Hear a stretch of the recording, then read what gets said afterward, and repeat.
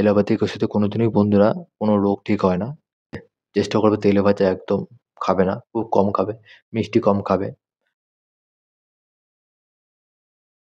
যার থাইরয়েড আছে, thyroid high থাকুক বা লো থাকুক, যেমনই থাকুক না কেন, গলায় চাপ ভাব, দু কাঁধে মাংসপেশি ব্যথা, গায়ে জ্বর, গা দুর্বল, তোমাদের সুগার, ব্লাড প্রেশার, থাইরয়েড যতই যা সমস্যা থাকুক না কেন, আমার এই ভিডিওটা দেখার পর দিয়ে আজকের পর দিয়ে তোমাদের চিন্তামুক্ত। এখনকার দিনে তো লোকের সুগার, থাইরয়েড হলেই আগে ডাক্তারখানায়। ডাক্তার কি করে? এলোপ্যাথিক ওষুধ দিয়ে দেয়। বলে কি সারা জীবন খেতে হবে। সারা জীবন কি ওষুধ খেতে পারে? সারা জীবন ওষুধ খেলে তো মানুষের লিভার, কিডনি একদিন খারাপ হবেই হবে। থাইরয়েড, সুগারের জন্য, ব্লাড প্রেশারের জন্য সারা জীবন ওষুধ। এলোপ্যাথিক ওষুধে কোনোদিনই বন্ধুরা কোনো রোগ ঠিক হয় না। থাকে রোগটাকে কন্ট্রোলে রাখে। একমাত্র পুরোপুরি রোগ ঠিক হয় সেটা হচ্ছে আয়ুর্বেদিক। সেই ওষুধ তোমাদের ঘরেতেই আছে। শুধু আমি যা বলবো ভিডিওতে তোমরা সেই নিয়মগুলো মেনে চলবে ব্যাস।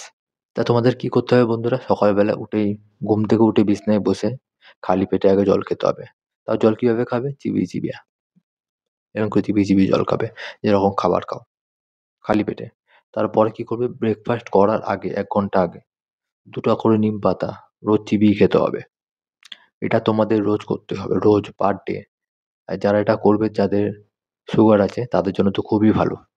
আর যখনই তোমরা ব্রেকফাস্ট করবে বা কোনো ভারী খাবার খাবে, ব্রেকফাস্টের ১ ঘন্টা আগে জল খাবে।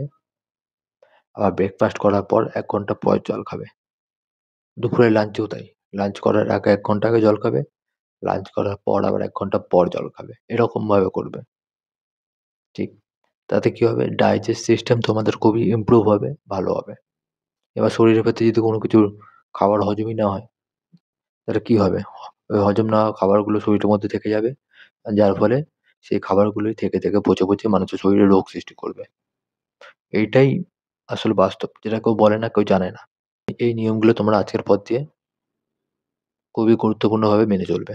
একদম সামান্য নিয়ম। এতে কোনো টাকা লাগে না, কোনো পয়সা লাগে না। আর যখন তোমরা জল খাবে, চেষ্টা করবে বসে জল খাওয়ার। সবসময় বসে জল খাবে। আর ঢক করে একদম জল খাবে না। জলটা একটু সিপ করে খাবে অল্প করে। ঠিক আছে? আর চেষ্টা করবে বসে খাবে জল। কোনো সময় দাঁড়িয়ে খেলে ঠিক আছে, কিছু করার নেই। ওটা এখনকার দিনে মানুষে কাজে থাকলে, রাস্তায় থাকলে কি করবে? তখন তো আর বসে খেতে পারবে না, তখন দাঁড়িয়েই খাবে, কিছু করার নেই। যতটা পারবে চেষ্টা করবে বসে খাবে যখন সময় পাবে। আর কি করবে? Main topic. রাতের বেলায় ৮ টার মধ্যে তোমাদের ডিনার করে নিতে হবে সবাইকে। এইটা তোমাদের মানতে হবে। এইটাই মেইন। রাত্রি ৮ টার মধ্যে যারা ডিনার করতে পারবে, তারাই একমাত্র সুগার, ব্লাড প্রেশার, থাইরয়েড থেকে মুক্তি পাবে। এই নিয়মটা তোমাদের মানতেই হবে।